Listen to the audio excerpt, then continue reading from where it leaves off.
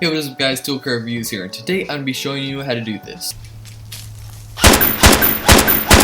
So gun effect is actually pretty easy to do, you just need 3 key things. The first of those is a realistic gun prop. Secondly, you need a good sound effect. And thirdly, you have to do the muzzle flash well. So first, of course, you need to shoot your footage. I just have this little shot here with a gun. It's an airsoft gun and it looks quite realistic. So now what you're going to do is drag that into your editor. I just add this clip into my timeline in Premiere Pro, so I'm ready to get started. The first thing I'm going to need is a muzzle flash. For this, I'm using Video Copilot's Action Essentials 2, but unfortunately it does cost money. If you look up pre-keyed muzzle flash online, you can find free options though. Now I have my muzzle flash imported and I'm going to drag it into the clip. I'm going to put it over where the first shot happens. As you can see, it does not look great right now, so there's going to be a little bit of tweaking. The first thing I do is drop down the opacity. Anywhere between 70 and 80 usually looks good.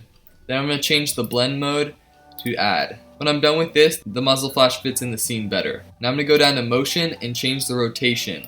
180 degrees is about opposite and it looks good, and you can do some more minor tweaking when you get there. Obviously the muzzle flash has to go in front of the gun, so I'm going to move its position. Just up and down until it fits in front of the barrel. And of course that's way too big for this gun, so I'm going to need to scale it down. Now as you can see, the muzzle flash looks quite good, but it doesn't quite fit into the scene yet. So what I'm going to do now is duplicate this clip.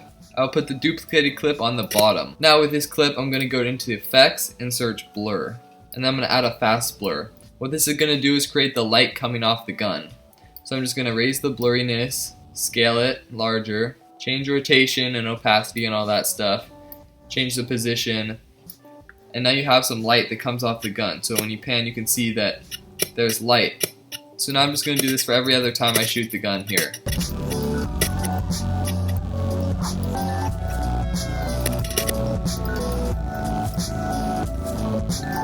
So now as you can see, it looks quite good.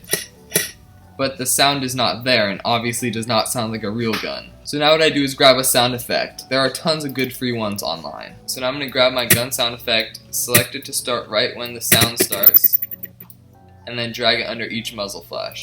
So now the effect looks more or less realistic. The sound effect here isn't great, but for such a short amount of time it looks pretty good.